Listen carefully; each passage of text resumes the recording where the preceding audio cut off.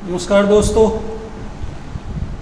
मैं प्रदीप कुमार आपके लिए फिर आपके ई लर्निंग चैनल पे KVM ई लर्निंग चैनल पे आपके लिए एक UPSSC पैट की आंसर की जो कि शिफ्ट 2 की है और उसको विद सॉल्यूशन मैं आपके सामने देने जा रहा हूँ। तो इसमें देखिएगा कि क्वेश्चंस को हम लोग 100% एक्यूरेसी के साथ करने की कोशिश करेंगे और जो कि आयोग अपनी आंसर की देगा उससे हम लोग 100% अपने क्वेश्चन को मैच करने की कोशिश करते हैं। अगला क्वेश्चन देखेंगे। इसमें पहला नंबर क्वेश्चन है, निम्नलिखित में से किस क्रम में भारत आए, यानी कि यहाँ शासकों की बात की गई है और जो विदेशी यात्री थे जो हमारे यहाँ आए हैं तो उनके बारे में बात चर्चा की गई है कि वो पहले हमारे यहाँ कौन आया, बाद में कौन आया। तो हम देखेंगे एक एक करके। यहाँ सबसे पहले जो आया है वो देखेंगे फायन, और फायन आया हमारे यहाँ 399 AD में, जो कि विक्रमादित्य के समय पे आया था। कब आया था? CG द्वितीय के समय पे। कब आया था सब? CG द्वितीय। दूसरा है हैंसांग, हैंसांग हर्षवर्धन के समय पे आया था। किसके समय पे? हर्षवर्धन के समय पे। तो ये देख लेना है आपको। और इसके बाद आया था टॉमस रो, और जो कि जहांगीर के समय शासनकाल में आया था। किसके शासनकाल में? जहांगीर के में। तो इसका जो आंसर होगा पहला, यानी कि सेकंड और थर्ड और फर्स्ट, सेकंड, थर्ड और फर्स्ट, यानी C आंसर है इसमें। नेक्स्ट क्वेश्चन दूसरा, सिराजुद्दौला किस युद्ध में अंग्रेजों से पराजित हुआ? तो देखेंगे सिराजुद्दौला की जब बात की जाती है तो ये इसका आंसर B होगा, जिसमें प्लासी युद्ध की बात की गई है। 1757 में प्लासी युद्ध, और बक्सर युद्ध 1764 में, और वांडियावास का जो युद्ध था वो 1760 में हुआ था। ठीक है, अगला देखेंगे नेक्स्ट क्वेश्चन। इनमें से कौन हड़प नीति का कट्टर समर्थक था? कट्टर समर्थक हड़प नीति की जब बात की जाती है यहाँ पे, तो हड़प नीति ध्यान रखना, यहाँ पे ये हड़प नीति का यानी कि डॉक्ट्रिन ऑफ लैप्स की जब बात रखी गई है तो यहाँ इसका जो आंसर है वो डलहौजी है। और डलहौजी के द्वारा ये जो हड़प नीति चालू की गई, यहाँ कई ऐसे क्षेत्र थे महाराष्ट्र का सतारा और सीमा सतना सतारा वाले एरिया, जिनमें हड़प नीति के माध्यम से कुछ राज्यों के शासकों को उनकी सीमाओं से ही निर्धारित कर दिया था कि यहाँ से क्षेत्र से आगे कोई कुछ काम नहीं करेगा। आगे नेक्स्ट क्वेश्चन, भारतीय इतिहास में धनवंतरी कौन थे? तो धनवंतरी का जो क्वेश्चन है वो ये है कि CG द्वितीय के दरबार में, देखिए गया CG द्वितीय के दरबार में 9 रतन थे, जहाँ 9 रतन निवास करते थे, जिनमें से एक चिकित्सक के पद को सुशोभित करने वाले थे और वो ही है धनवंतरी, जिसका answer B। Next question, Maurya काल की विवरण वाली इंडिका के लेखक कौन थे? मौर्य काल में यानी कि CGM के शासनकाल में एक विदेशी यात्री जिनका नाम था मैगस्थनीज, जो कि सेलुकस निकेटर के राजदूत हैं। किसके थे? सेलुकस निकेटर के राजदूत। और ये मैगस्थनीज जो है वो CGM के शासनकाल में है, जिन्होंने इंडिका नामक पुस्तक लिखी है। इसी इंडिका में इन्होंने बताया है कि जो पाटलिपुत्र उसको पोलीब्रोथा भी कहा गया है। क्या कहा है दोस्तों? पोलीब्रोथा के नाम से इसको जाना गया। अगला क्वेश्चन, नेक्स्ट क्वेश्चन देखेंगे। छठवां क्वेश्चन है, साइमन कमीशन किस वर्ष भारत में आया? भारत में प्रथम बार आया। तो साइमन कमीशन जो आया था वो ध्यान रखना है, साइमन कमीशन जो भारत में आया था वो साइमन कमीशन जो भारत में आया था वो 1928 में, लेकिन साइमन कमीशन जो बना था तो वो 1927 में बना था और ये भारत आया था 1928 में। इसे ही श्वेत आयोग की संज्ञा दी गई है। इसे आयोग की श्वेत आयोग की संज्ञा दी गई है, क्योंकि श्वेत आयोग कहा जाना इसलिए है क्योंकि इसमें सभी मेंबर यानी 7 सदस्य थे और 7 सदस्य ऐसे थे अंग्रेज थे, और इसी बात से इसका विरोध किया गया, जिसकी वजह से यहाँ एक क्या नाम है इसका, लाला लाजपत राय, जिन्होंने इसका विरोध किया और उनके विरोध होने की वजह से ही लाठीचार्ज में उनकी मृत्यु हो गई। ठीक है, नेक्स्ट क्वेश्चन देखेंगे। भारतीय राष्ट्रीय कांग्रेस द्वारा किस अधिवेशन में ऐतिहासिक पूर्ण स्वराज पूर्ण स्वतंत्रता का प्रस्ताव पारित किया गया? ध्यान रखिएगा, ये जो भारतीय राष्ट्रीय कांग्रेस के जो अधिवेशन हुआ इसमें बात की जाती है पूर्ण स्वराज की, तो ये लाहौर का था। कहाँ पे था? लाहौर का था, जो कि 1929 में किया गया था। ठीक है, अगला क्वेश्चन, 8वां क्वेश्चन देखेंगे। निम्न में मिलान कीजिए, यानी कि यहाँ देखेंगे इंडियन नेशनल आर्मी।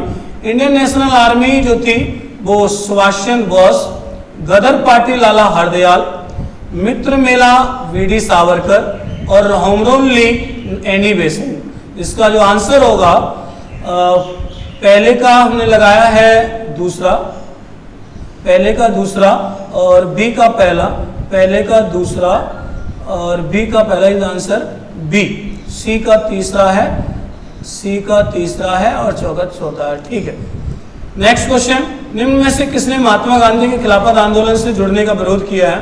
तो देखेंगे महात्मा गांधी के खिलाफत आंदोलन का विरोध करने का जो इसमें कारण देखा जाता है, मोहम्मद अली जिन्ना, ये इसके विरोधी के रूप में जाने जाते हैं। इनमें से कौन सा क्रांतिकारी संगठन काकोरी षड्यंत्र केस में शामिल था? काकोरी षड्यंत्र केस में गदर पार्टी, ये गदर पार्टी अलग पार्टी थी जो कि 1913 में इसको बनाया गया। इसके बाद अनुशीलन समिति, जिसको पुलिन दास ने बनाया था, पुलिन दास ने। और इसके बाद अभिनव भारत, जो कि वीडी सावरकर का है, वीडी सावरकर का है। और एक और हिंदुस्तान रिपब्लिक एसोसिएशन HRA, यही थी किसमें? काकोरी षड्यंत्र केस में शामिल थे। Answer is D. Next question, Nagarjuna Sagar बांध किस नदी पर है? नागार्जुन सागर बांध दोस्तों, ये मैंने क्लास नोट्स यानी टोटल क्वेश्चन में बता रहा हूं आपको, वो टोटल क्लास नोट्स से हैं। एक भी क्वेश्चन ऐसा नहीं है जो क्लास नोट से बाहर हो। देखेंगे 11वें क्वेश्चन में क्या है कि नागार्जुन सागर बांध किस नदी पर है? मैंने आपको दो नदी तंत्र बताए होंगे, जिसमें एक तो उत्तर हिमालयी नदी तंत्र है और एक आपका प्रायद्वीपीय नदी तंत्र है। जिसमें उत्तर हिमालयी तंत्र से क्वेश्चन पूछा गया फर्स्ट शिफ्ट में, और अब फिर सेकंड शिफ्ट में जो पूछा गया वो प्रायद्वीप से पूछा गया। तो नागार्जुन सागर बांध जो है, ध्यान रखना है आपको, ये कृष्णा नदी पर है और कृष्णा नदी का उद्गम महाराष्ट्र से है। कहां से दोस्तों? महाराष्ट्र से है। ठीक है, गोदावरी भी यही की नदी है। गंगा नदी ये उत्तर हिमालयी तंत्र की नदी है। बाकी ये तीनों नदी आपकी किसकी है? प्रायद्वीपीय नदी तंत्र है, जिन्हें दक्षिण भारत की नदियां भी कहा जाता है। और ध्यान रखेंगे इसका जो आंसर होगा वो क्या होगा? बी। माउंट एवरेस्ट पर प्रथम बार चढ़ाई किस वर्ष की गई? तो ध्यान रखिएगा 29 मई 1953 में एडमंड हिलेरी के द्वारा यहाँ चढ़ाई की गई थी। और इसके नेपाल के एक व्यक्ति और जाने जाते हैं जिनका नाम है तेंजिंग शेरपा। क्या नाम है उनका? तेंजिंग शेरपा, तेंजिंग शेरपा। ठीक है दोस्तों, इसीलिए मैं आपसे कह रहा हूं क्लास नोट्स एक भी नहीं छोड़ना है। क्लास नोट से अगर आपने पढ़ लिया तो 100% आपके सारे क्वेश्चन सही हैं। अगला देखेंगे 13वां क्वेश्चन। 13वें क्वेश्चन में क्या कहा गया है? पूछा गया इसमें पर्यावरण से क्वेश्चन है कि भारत में स्थित पक्षी अभ्यारण्य राष्ट्रीय उद्यान का नाम है। भरतपुर में, सॉरी मुझे मिस्टेक हो गया, भरतपुर कह रहा है, ये भरतपुर में स्थित पक्षी अभ्यारण्य। तो भरतपुर में केवला देव घाना पक्षी अभ्यारण्य, घाना जो राष्ट्रीय उद्यान है, तो ये आपका सी आंसर होगा इसका। अगला क्वेश्चन देखेंगे 14वां, भिलाई इस्पात संयंत्र के लोयस्क का स्रोत, यानी कि यहाँ पूछा है लोयस्क का। ध्यान रखेंगे दोस्तों, इस लोयस्क की बात पूछी है तो यहाँ दिल्ली जो राजहरा है, जो कि दुर्ग जिले में, छत्तीसगढ़ के दुर्ग जिले में स्थित है, और ये दिल्ली राजहरा लोयस्क का स्रोत माना जाता है। नेक्स्ट क्वेश्चन, दिए गए दर्रों और उनके स्थानों का जोड़। तो देखिए क्वेश्चन बिल्कुल आपके क्लास नोट से फंसने वाला क्वेश्चन कैसा है कि 1 नंबर इसमें दिया है जोजिला बुर्जिल दर्रा, 1% भी गलत नहीं है, बिल्कुल सही है। जोजिला जम्मू कश्मीर में है। बड़ा लाचा आपका उत्तर प्रदेश में दिया है, जबकि आपको पता है कि उत्तर प्रदेश में एक भी दर्रा नहीं है। क्या नहीं है? एक भी दर्रा नहीं है। क्या नहीं दोस्तों? दर्रा नहीं है। और बात पूछी गई है। तीसरा थागला, नीति, पासा, लिपुले, ये सब उत्तराखंड के हैं, ये वाले उत्तराखंड के यानी यूके के हैं, तो इसलिए इसका जो आंसर होगा 2 और 3 यही नहीं सही है, 2 और 3 जो बी आंसर। नेक्स्ट देखेंगे किसके बढ़ने के फलस्वरूप निजी निवेश में वृद्धि की अधिक संभावना होती है। ब्याज दर, शेयर कीमत की शेयरों की कीमत, नई पूंजी पर अनुमानित प्राप्ति और व्यक्तिगत कर। इसका जो आंसर है वो सी है। नेक्स्ट क्वेश्चन, भारत की राष्ट्रीय आकलन करने वाली संस्था, दोस्तों आरबीआई पहला ऑप्शन है इसमें। आरबीआई ध्यान रखना, आरबीआई इसका आकलन बिल्कुल नहीं करती। आरबीआई के काम दरों को निर्धारित करना होता है, मौद्रिक नीति को निर्धारित करना होता है, मौद्रिक नीति को निर्धारित करना होता है। और मौद्रिक नीति जैसे हम कहें आरआर, जैसे मैंने कहा ट्रिपल आर, तो मैंने आपको ये पहली शिफ्ट में भी समझाया था, यहाँ से भी क्वेश्चन पूछा गया है। सीआरआर का क्वेश्चन पहली यूनिट में ही पूछा गया था। और इसके बाद नीति आयोग, नीति आयोग का काम ये है कि वो विश्लेषण करता है आपकी विकास योजनाओं का। और वित्त मंत्रालय का काम जितनी भी राजस्व नीति होती है उन्हें करना होता है। और राष्ट्रीय आकलन का जो काम है दोस्तों वो आपका कौन करता है, केंद्रीय सांख्यिकी संगठन, जिसको CSO बोलते हैं। क्या बोलते हैं, CSO, जिसकी स्थापना 2 मई 1951 में की गई। ठीक है दोस्तों, अगला देखेंगे सेवा क्षेत्र का दूसरा नाम क्या है। दोस्तों सेवा क्षेत्र की इकोनॉमी का बिल्कुल एकदम सटीक क्वेश्चन है और इसमें 1% सोचने की आवश्यकता नहीं है। मैंने आपको पढ़ाया होगा, आर्थिक जोन पढ़ाए थे और आर्थिक जोन में आपको ये पढ़ाया होगा, जो आर्थिक जोन है वो 3 जोनों में बटा हुआ, भारत में 3 जोनों में बटा हुआ है। एक देखेंगे प्राइमरी सेक्टर यानी प्राथमिक क्षेत्र, प्राथमिक क्षेत्र, एक देखेंगे द्वितीयक क्षेत्र, द्वितीयक क्षेत्र, और एक देखेंगे आप तृतीयक क्षेत्र। क्या देखेंगे, तृतीयक क्षेत्र, सॉरी तृतीयक क्षेत्र। अब इसमें देखेंगे तो प्राथमिक क्षेत्र एग्रीकल्चर से यानी कृषि से है, इसमें रॉ मटेरियल की बात की गई है। सेकेंडरी सेक्टर उद्योग से नाम से जाना जाता है यानी औद्योगिक है। और तृतीय सेक्टर ही आपका सेवा सेक्टर है यानी सेवा क्षेत्र है। इसलिए इसका जो आंसर होगा वो ए होगा। क्या होगा दोस्तों, ए आंसर होगा इसका। ठीक है, नेक्स्ट क्वेश्चन, भारत में श्वेत क्रांति के जनक के रूप में जाना जाता है। देखो कितना अच्छा क्वेश्चन पूछा गया है, श्वेत क्रांति के जनक। इससे पहले मैंने कई क्रांतियां आपको जो कि एग्रीकल्चर के लिए कराई थी और फिर आपसे पूछा गया क्रांति। इसमें ध्यान रखना है जो आंसर होगा बी होगा। क्या है, बी वर्गीज कुरियर, जबकि बलवंत राय मेहता आपकी पंचायत से जुड़े हुए हैं। किससे जुड़े दोस्तों, पंचायत से, जिन्हें त्रिस्तरीय पंचायत का, त्रिस्तरीय पंचायत का क्या कहा जाता है, शिल्पीकार कहा जाता है। क्या कहा जाता है, शिल्पीकार। एम एस स्वामीनाथन ध्यान रखिएगा हरित क्रांति से हैं। और नॉर्मन जो एडवर्ड है, ये एडवर्ड जो दे रखे हैं इसमें इनका जो काम देखा गया है, ये हरित क्रांति के विश्व स्तर के माने जाते हैं, जो कि इनका सहयोगी जो कि बोरलॉग के सहयोगी के रूप में काम किया है, नॉर्मन बोरलॉग के। अगला देखेंगे 20वां क्वेश्चन। 20वें क्वेश्चन में क्या है, आर्थिक सुधार 1999 के दौरान 91 के दौरान प्रधानमंत्री कौन थे। तो ध्यान रखना दोस्तों, पीवी नरसिम्हा राव, जिनके द्वारा बहुत अच्छे कार्य ये थे कि पंचायत राज व्यवस्था और नगर पालिका, इन दोनों के लिए 73वां संविधान संशोधन और 74वां संविधान संशोधन 1992 में इन्होंने ही अपनी स्थिति में पारित कराए थे। तो इसका आंसर होगा ए। नेक्स्ट क्वेश्चन, भारत में संविधान में इनमें से क्या राज्य सूची में सम्मिलित नहीं है। सम्मिलित नहीं पूछा है तो ध्यान रखना है आपको कि मैंने आपको क्वेश्चन कराए थे कि सूचियों से क्या है भाई, राज्य सूची होती है, संघ सूची है और एक समवर्ती सूची है। तो इसमें जो दंड संहिता की बात रखी गई है, ये दंड संहिता दोस्तों संघ सूची का विषय है। किसका है, संघ सूची का विषय है। इस दंड संहिता का मतलब है दंड प्रक्रिया संहिता है, इसका मतलब है CRPC। क्या है, CRPC। और एक होती है IPC, उसको कहते हैं सिर्फ भारतीय दंड संहिता। और जहां प्रक्रिया संहिता की बात आएगी वो क्या है, सीआरपीसी। ठीक है दोस्तों, इसका आंसर डी। अगला देखेंगे 22वां क्वेश्चन। 22 में क्या है, क्या भारतीय संविधान की मुख्य विशेषता नहीं है? ध्यान रखेंगे, क्वासी फेडरल इसकी व्यवस्था है, जिसको क्वासी फेडरल बोला जाता है, तो ए भी इसकी व्यवस्था है। प्रतिबद्ध न्याय तंत्र ऐसा हमारे संविधान में नहीं है। शक्तियों का वितरण बिल्कुल होता है, ठीक है, और जो लिखित संविधान की और संविधान की सर्वोच्चता है बिल्कुल मस्ट है, लेकिन इसका आंसर क्या होगा, बी आंसर। नेक्स्ट क्वेश्चन, निम्नलिखित में से क्या भारतीय नागरिकों को आर्थिक न्याय प्रदान करता है?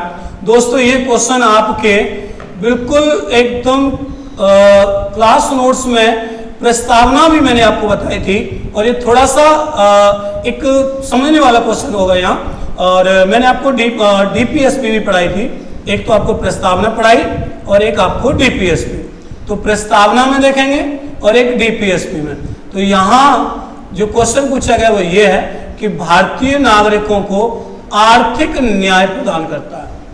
आर्थिक न्याय किसमें प्रदान किया जाता है देखेंगे। मौलिक अधिकार बिल्कुल नहीं होंगे, क्योंकि आर्थिक न्याय की बात यहाँ ये फंडामेंटल राइट्स है, ये मौलिक कर्तव्य, ये फंडामेंटल ड्यूटीज हैं। और राज्य की नीति निर्देशक सिद्धांत ध्यान रखेंगे, आर्टिकल 38 में ये बात रखी गई है, लेकिन यहाँ पूछा जो गया है भारतीय नागरिकों को आर्थिक न्याय प्रदान करता है, तो ये प्रदान प्रस्तावना करती है। क्या करती है दोस्तों, प्रस्तावना करती है, इसलिए इसका आंसर डी होगा। क्या होगा, डी। भारतीय संविधान का कौन सा अनुच्छेद राज्य सरकारों को ग्राम पंचायतों के आयोजन के लिए निर्देशित करता है? बिल्कुल एकदम सटीक फंसा क्वेश्चन है, जो मैंने अभी डीपीएसपी पढ़ाई थी, जस्ट इससे आगे ही आर्टिकल 40 में पढ़ेंगे। तो 40 क्या कहता है, पंचायतों के जो ग्राम पंचायत है उसके उदय का प्रावधान। लेकिन अगर जो पंचायतों की संरचना की बात आएगी तो आप समझेंगे आर्टिकल 243 बी इसमें आएगा, ठीक है। लेकिन इसका जो आंसर होगा वो क्या होगा, बी, यहां सिर्फ ग्राम पंचायतों के प्रावधान की बात की गई। नेक्स्ट क्वेश्चन, त्रिस्तरीय पंचायत राज व्यवस्था का विचार। देखिए अभी मैंने पीछे क्वेश्चन बताया आपको कि क्वेश्चन आपके क्लास नोट से बाहर नहीं है, क्वेश्चन मैंने पीछे ही बताया कि भाई इसका आंसर क्या है। और अभी त्रिस्तरीय पंचायतों का शिल्पीकार बोला था मैंने, और वो फिर आ गया आपका। तो त्रिस्तरीय पंचायत का विचार बलवंत राय मेहता कमेटी द्वारा दिया गया, और अशोक मेहता समिति द्वारा क्या दिया गया, द्विस्तरीय विचार दिया गया। और जो रॉयल कमीशन था वो एक इकोनॉमिक्स से संबंधित था, आर्थिक से संबंधित था। अगला देखेंगे, बिजली प्रवाह सर्किट में कब होता है? बिजली के प्रवाह की बात कर रहा है। बिजली प्रवाह का मतलब है कि करंट फ्लो इन सर्किट, यानी कि जो करंट फ्लो कैसे कब होगा, तो स्विच चालू होने पर, स्विच बंद होने पर, स्विच बंद या चालू होने पर इनमें से कोई वोल्टेज नहीं होता, इसमें कोई वोल्टेज नहीं होता। तो इसका मतलब है स्विच बंद होने पर सर्किट में जो प्रवाह होता है बिजली का वो होता है, ठीक है। इसका आंसर बी होगा। नेक्स्ट क्वेश्चन देखेंगे, प्रतिरोध की एसआई इकाई क्या है? फिजिक्स से क्वेश्चन आ गया, देखो प्रतिरोध की एसआई क्या है? प्रतिरोध का मतलब क्या है दोस्तों, रेजिस्टेंस। प्रतिरोध का मतलब क्या है, रेजिस्टेंस। और रेजिस्टेंस की जो इकाई होती है उसको कहते हैं हम ओम, ठीक है, ओम। और जो फैराडे है, और फैराडे ये आपके उससे संबंधित है, वोल्टियर से। और वोल्ट है ये आपका विभवांतर से है, एम्पियर आपका करंट से है, ठीक है, धारा से है। तो नींबू का खट्टा स्वाद इनमें से किसकी उपस्थिति के कारण होता है? तो ध्यान रखेंगे इसमें क्या होता है, साइट्रिक होता है। इसका आंसर ए। नेक्स्ट क्वेश्चन, कर्कट जनक रसायन ये किससे है? कर्कट जनक रसायन से होता है, तो ध्यान रखेंगे कैंसर होता है। क्या होता है दोस्तों, कैंसर होता है। इससे क्या होता है, कैंसर। नेक्स्ट क्वेश्चन, 30वां क्वेश्चन ये है कि त्वचा की ऊपरी सतह क्या होती है? त्वचा की 3 परत हैं, एक एपिडर्म, एंडोडर्म और मेसोडर्म। एक स्पेशल डर्मिस ये बिल्कुल अलग होती है, और ये जो इसका आंसर होगा वो बी होगा, एपिडर्मिस।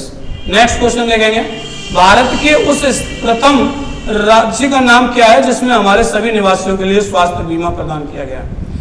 तो ये क्वेश्चंस आपके करंट अफेयर में से पूछा गया है, और करंट अफेयर में आपके राजस्थान से ये क्वेश्चन है। और राजस्थान में एक योजना चलाई गई है, महारो राजस्थान। क्या नाम है, महारो राजस्थान, जिसमें सरकार के द्वारा सभी को स्वास्थ्य बीमा प्रदान करने की योजना है। आरबीआई ने 22 जुलाई 2021 को किस भुगतान तंत्र को नए कार्ड जारी करने पर प्रतिबंध लगा दिया? तो ये मास्टर कार्ड है, ध्यान रखेंगे। इसका आंसर क्या होगा? ए। नेक्स्ट क्वेश्चन देखेंगे।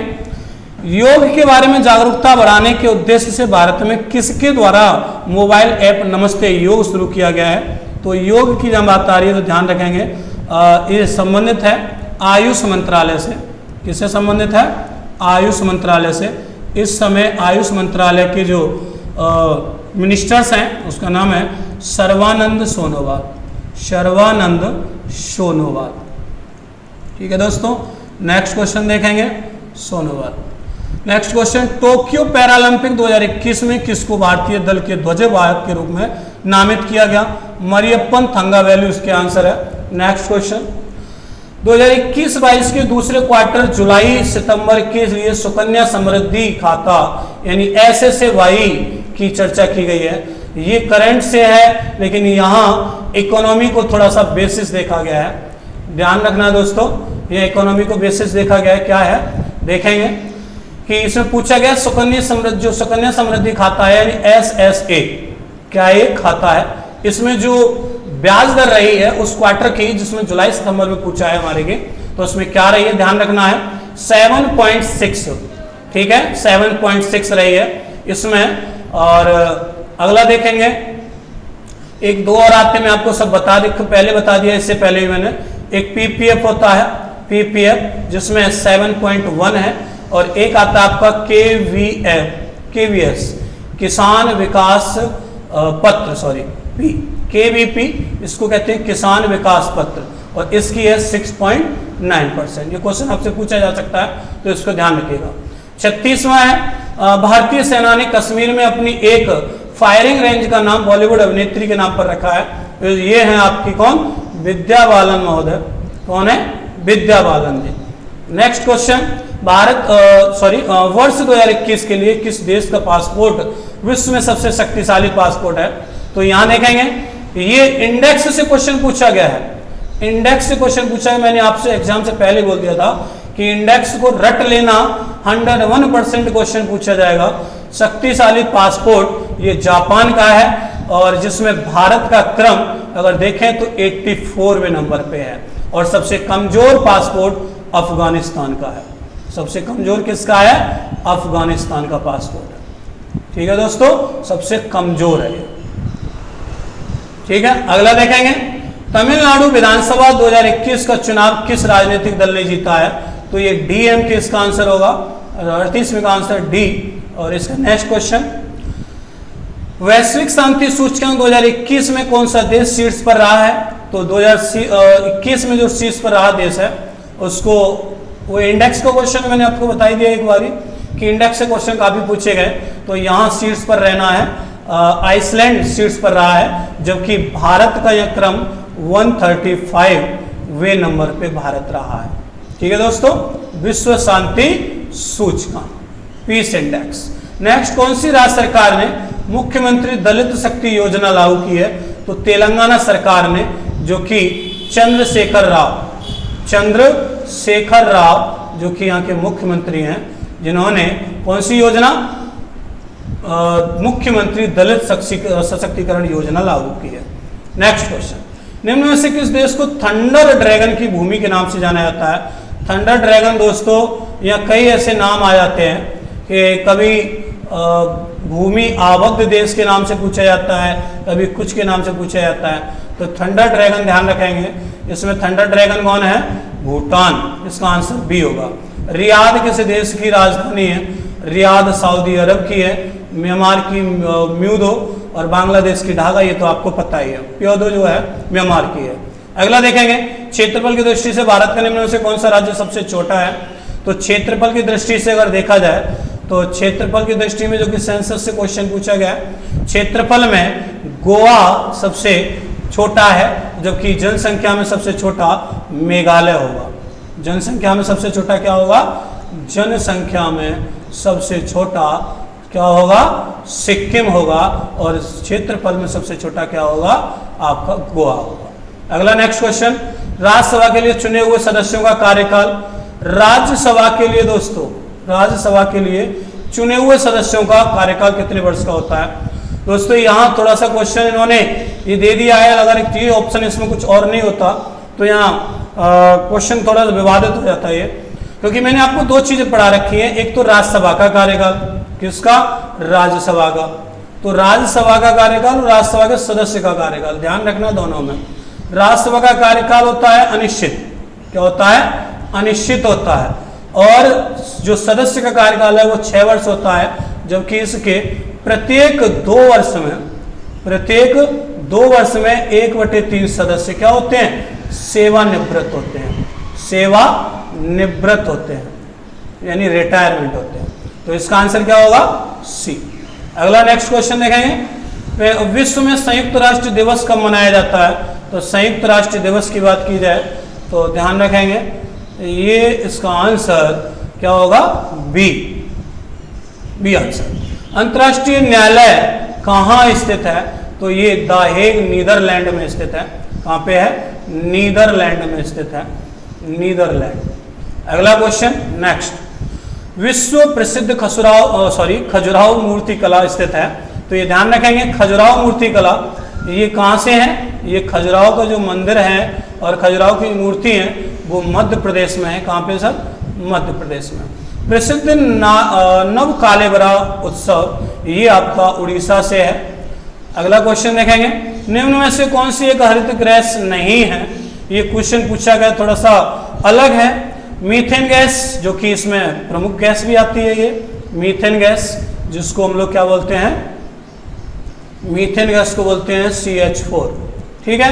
नाइट्रोजन, जो कि नाइट्रोजन है सिर्फ, और कार्बन डाइऑक्साइड जो कि CO2 है, और CFC जो कि है ये आपकी, जिसमें जो ऑप्शन होगा ए होगा। बाकी तीनों आंसर किसके हैं? हरित गैस के हैं। अगला देखेंगे 50वां क्वेश्चन देखेंगे, अर्जुन पुरस्कार पूछा गया। अर्जुन पुरस्कार दोस्तों, अर्जुन पुरस्कार में देख लो कि अर्जुन पुरस्कार में आंसर क्या लगाएंगे? तो ध्यान रखना, ये खेल के क्षेत्र में उत्कृष्ट प्रदर्शन करने वालों को अर्जुन पुरस्कार दिया जाता है, ठीक है दोस्तों। मैंने आपके सेकंड शिफ्ट के 50 क्वेश्चन ये आज बता दिए हैं। इससे पहली वीडियो मैंने फर्स्ट शिफ्ट में बता दी थी। ध्यान रखिएगा, जितने भी क्वेश्चन इसमें आए हैं वो सारे आपके क्लास नोट से आए हैं। मैं फिर एक बार कह रहा हूं, आप तरीके से क्लास नोट्स को स्टडी कीजिए, 100% आपके आने वाले एग्जाम उन्हीं से ही फायदा होंगे, ठीक है दोस्तों। फिर आप मिलते हैं नेक्स्ट वीडियो में। जब तक के लिए आप इस पे देखते हैं कि UPSSC अपने क्या देता है और लोगों को किस किस पद के लिए अलग जाना पड़ेगा। तो इसमें अभी जो लेखपाल की भर्तियां आ रही हैं तो उसके लिए देखते हैं कितने % पर उन्हें रखा जाएगा। तो जब तक के लिए नमस्कार, जय हिंद दोस्तों।